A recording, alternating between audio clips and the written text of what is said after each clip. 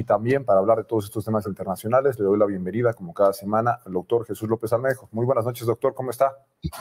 Hola, querido Braulio, buenas noches. Pues contento de estar contigo como cada viernes. Qué bueno que esté por acá, porque ha pasado mucho, ha estado muy movido. Digo, me parece que en términos muy generales, en los mismos términos, pero sí ha habido un incremento de la violencia de parte de Israel hacia Gaza. Cuéntenos. Sí, y además, pues no ha habido el mismo nivel de condena de los actos violentos de Israel, de los abusos y de los disparos y bombardeos indiscriminados contra una población que está verdaderamente encerrada en lo que ya platicábamos anteriormente, la prisión más grande del mundo a cielo abierto, con más de 2.2 millones de palestinos, de los cuales más de 1 millón son niños menores de edad. Se han estado bombardeando escuelas, hospitales, iglesias, y no solamente han asesinado a musulmanes, sino también a cristianos. Y aún así, en oleada, en cascada, Bibi Netanyahu ha recibido las visitas de respaldo de Olaf Scholz, el canciller de Alemania, de Ursula von der Leyen, a la que, por cierto, en el Parlamento Europeo le han reclamado de una manera feroz por decirle que se está tomando atribuciones que no le competen como presidenta de la Comisión Europea. Le han también ido a respaldar personalmente Joe Biden y Rishi Sunak. Y justamente sobre Joe Biden quería comentarte algo. Una actitud que nos toca también a los mexicanos, que el tema de Medio Oriente, Braulio, le roba foco a lo que está a punto de pasar también en México en los próximos años, en el corto plazo. Y es que Joe Biden, en esta visita para Israel, les dice que pues Estados Unidos está con ellos en esta misma semana, desde que nos vimos la última vez aquí en Más Allá del Ombligo. Estados Unidos vetó 2 resoluciones, una que había puesto Rusia en el Consejo de Seguridad y la otra que era iniciativa de Brasil para lograr un alto el fuego. Brasil hablaba de pautas humanitarias nada más, pero de alguna manera era que entrara ayuda humanitaria a la Franja de Gaza, porque les han cortado electricidad, les han cortado agua, les han cortado la entrada de medicamentos, la entrada de alimentos. Prácticamente estamos atestiguando en tiempo real un genocidio que está sancionado por la Convención para la Prevención y la Sanción del Delito de Genocidio de 1948 por Naciones Unidas, y que habrá que decirlo que países como España ya lo han introducido en su Código Penal en 1971, y que por eso también ministras del gobierno español solicitaban que España reconociera al Estado palestino, rompiera relaciones con Israel y también llevara a Bibi Netanyahu, como el criminal que es, a la Corte Penal Internacional a rendir cuentas, y a su ministro de Defensa. Pero bueno, volviendo al tema de Joe Biden y el que toca a México, es importante señalar que allá le dijo, vamos a mover al Gerald Ford y al Eisenhower, 2 portaaviones, mega portaaviones nucleares en el Mediterráneo, dice, para disuadir a terceros jugadores de interrumpir a Israel, ahora que Israel está tomando cartas en el asunto para castigar a los terroristas del Hamas. Esto dice Joe Biden. Le dice a Israel que pues tiene todo derecho a defenderse y que su relación es inquebrantable. Cuando regresa a Estados Unidos, lo primero que hace Joe Biden es dirigirse a la nación en cadena nacional.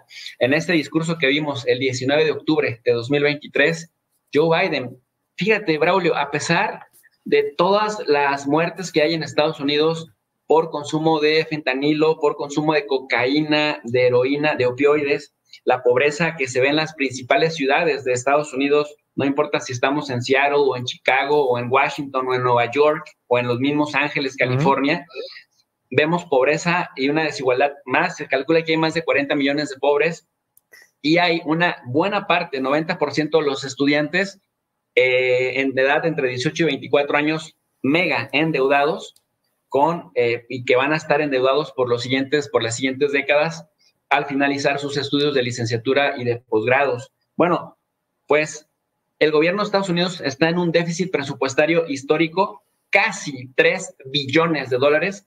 En español, en castellano, los billones son 1 millón de millones, es decir, 999.999.1 millones de dólares. ¿Por qué? Hago esta aclaración porque en inglés se dice billion a los 1,000 millones de dólares. Entonces, estamos hablando de una cosa inimaginable, Sí. bestial, tremenda en términos económicos, dinero que jamás en nuestra vida vamos a ver, y que Estados Unidos nada más agrandó su déficit, agrandó su deuda nada más en un año fiscal, en 2023. Y de hecho hay un periodo de 45 días que se dieron porque republicanos y demócratas están encontrados, los republicanos porque quieren un recorte al gasto público, quieren un recorte al presupuesto, los demócratas, a pesar de que están extremadamente endeudados, quieren seguir manteniendo la deuda, pues quieren incluso aprobar que aumente el techo de la deuda. ¿Qué significa esto? El darse permiso para endeudarse hasta tal límite. Entonces, el 17 de noviembre es el día límite para que quede bien definido el presupuesto, el acuerdo fiscal. Aquí lo habíamos platicado.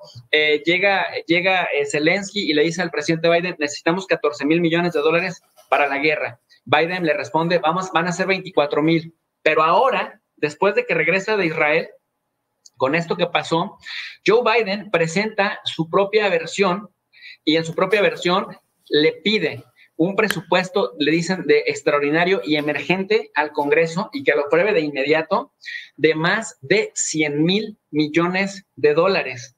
Y si Zelensky había pedido 14,000, pues dicen que piensa en grande y en grande recibirás, querido Braulio. Pues esos 14,000 ya se van a hacer 60,000 millones de dólares que pide Biden.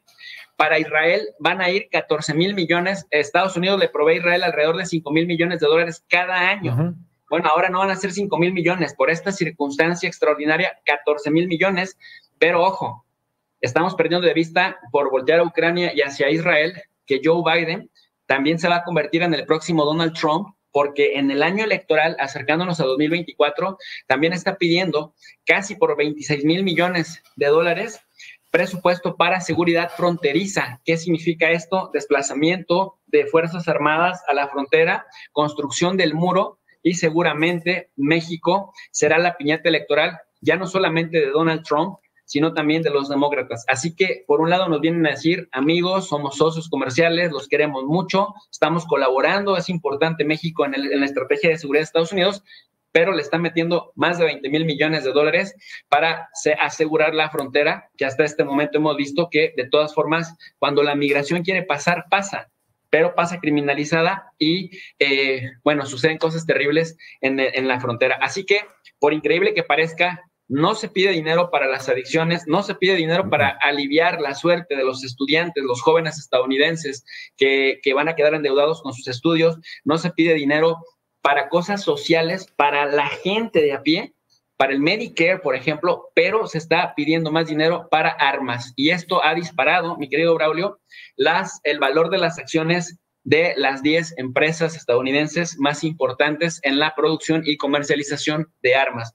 Diría que está de no creerse, pero parece que esa es la normalidad de nuestros vecinos del norte. Así es, la normalidad de nuestros vecinos del norte, y también hacer política con la muerte y con la guerra con tal de pues que suban las acciones de estas pequeñas empresas que de alguna forma sí mueven un poco, al menos en términos macroeconómicos, la economía de Estados Unidos. Pero sí es increíble este techo de deuda. Tú lo explicabas de una manera muy clara, pero es como si alguien tiene una tarjeta de crédito y amplía esa línea de crédito para poder endeudarse mucho más. Increíble lo que está haciendo Estados Unidos. Nos queda únicamente un minutito y le pediría que si puede hacernos un resumen muy corto de lo que está pasando en el otro bloque, en el escenario geopolítico. Mira, básicamente en corto, la ruta y la franja es la reunión en la que se encuentran China y Rusia, y al ver la agresividad de Estados Unidos y la OTAN, estos definitivamente cierran filas y anuncian que en 2023 cerrarán el año fiscal con un comercio bilateral de 200,000 millones de dólares. Esto es histórico porque, por un lado, Rusia proveerá todos los hidrocarburos, todos, no solamente petróleo, que China necesite para mantener su maquinaria de producción y de comercio, y China le proveerá a Rusia de tecnología de punta y además, pues, el dinero que China tiene a raudales y que Rusia necesita en razón de las sanciones. Así que lo que se viene es la verdadera disputa por estos bloques, por el liderazgo hegemónico, o por lo menos por la hegemonía compartida, Braulio. Así es, doctor, estaremos muy pendientes. Y a propósito, ahorita que hablaba del petróleo, también esta semana Estados Unidos levantó las sanciones a Venezuela para poder tener petróleo. Y Estados Unidos, al parecer, no tiene principios, tiene intereses y generalmente son económicos. Le mando un fuerte abrazo y nos vemos la próxima semana. Fuerte abrazo, buenas noches.